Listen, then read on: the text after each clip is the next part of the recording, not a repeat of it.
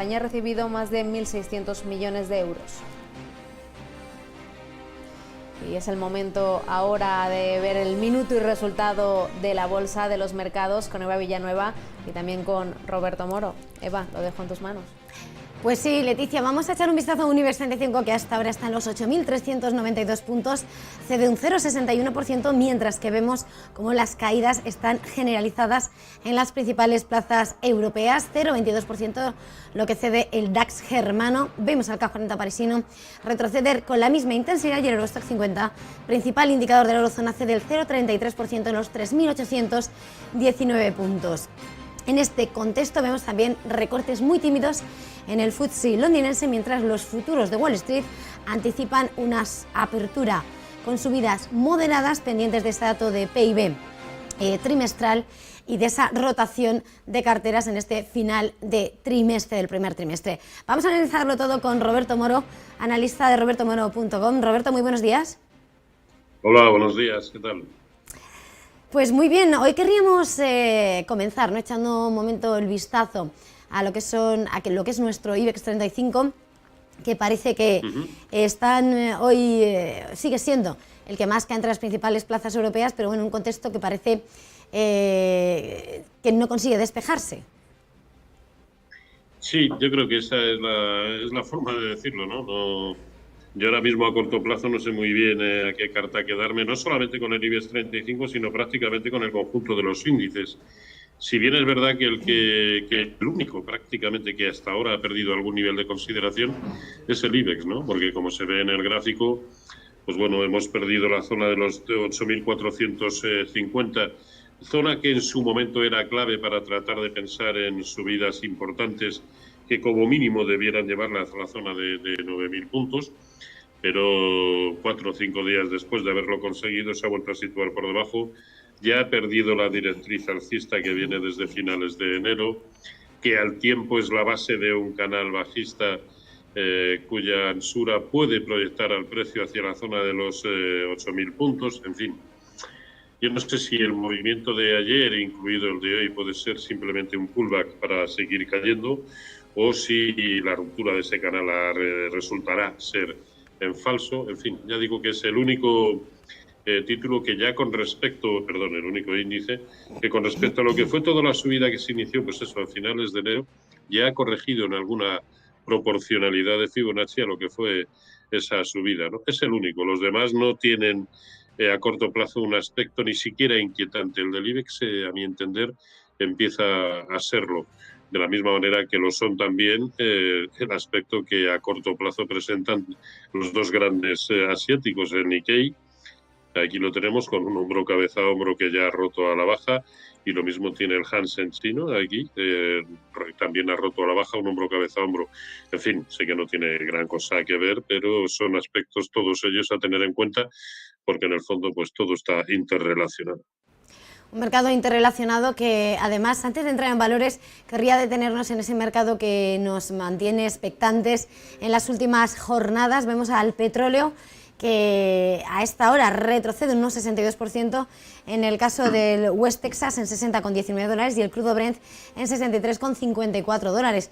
No sé ahora mismo los precios del petróleo en medio de dudas sobre la recuperación, esa intensificación de problemas con esa paralización en el canal de Suez. No sé qué pueden decir los gráficos sobre el precio del crudo. Bueno, a ver, al fin y al cabo, de momento, todo lo que era el enorme impulso alcista que nació en noviembre del año pasado se ha detenido pues en la zona de 65, entre 65 y 67 dólares, que por otro lado observemos aquí fueron los máximos de febrero del año pasado, cuando absolutamente todos los mercados comenzaron a caer, ¿no? Bueno, pues todo ha sido llegar más o menos a ese entorno y desde ahí está corrigiendo.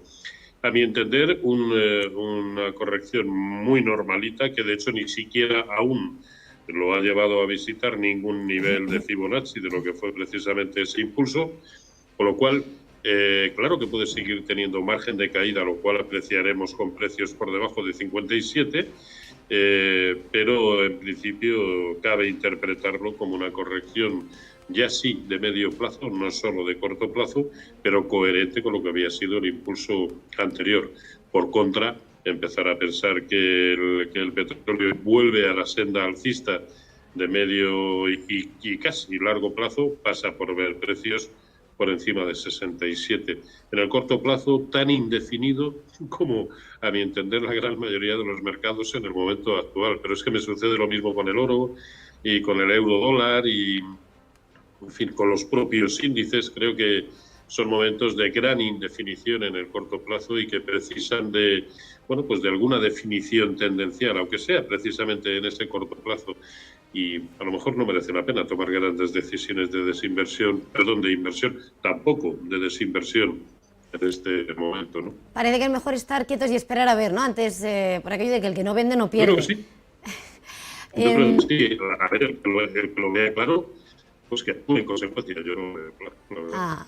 Bueno, intentando buscar algo, si no de claridad, de tendencia, hoy estamos viendo en la tabla como entre las compañías que suben, vemos a las energéticas, vemos subidas, bueno, están a la cabeza Farmamar, Grifols, seguidos de Acciona y Endesa, con Iberdrola, Red Eléctrica, Viscofan y Naturgy. En Agas duda, y vemos, eso sí, que Solaria se queda rezagado, es el farolillo rojo una vez más, 4% de caída, mientras está o no siempre sobrevolando esa duda sobre si llega o no a estallar una burbuja tal vez en las renovables. No sé qué dicen los gráficos sobre el caso de Solaria, que al final nos tiene también, es un valor que parece sufrir de una forma mucho más considerable los efectos incluso del propio sector renovables.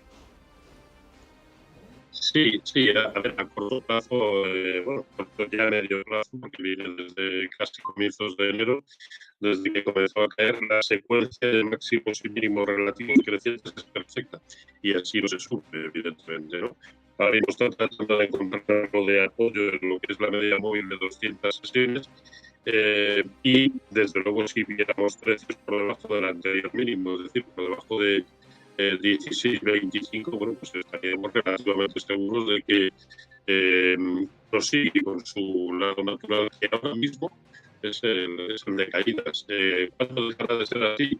Y al menos empezará a adquirir algún nivel de neutralidad, cuando sea capaz de superar esta resistencia que ya por dos ocasiones ha servido para detener el avance, el rebote del precio, y esta es la zona, se observa en el gráfico como también en su momento fue una tremenda resistencia, ahora vuelve a ser lo que es en la zona de 19,40. Entonces no se sitúe por encima, el escenario natural deberá ser o seguir siendo el de caer.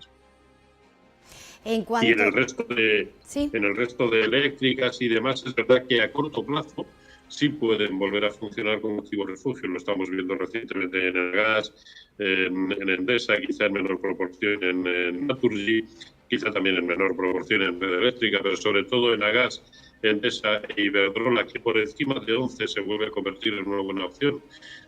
Sí, pero también tiene su lógica por el hecho de que, al fin y al cabo, tanto el bono alemán como el T-bond americano, bueno, pues a corto plazo están teniendo un rebote y por lo tanto caídas en rentabilidad, que eso siempre viene muy bien a las eléctricas, especialmente e históricamente compañías muy endeudadas. Antes de terminar, Roberto, querría preguntarte, lo decías, lo estás repitiendo, ¿no?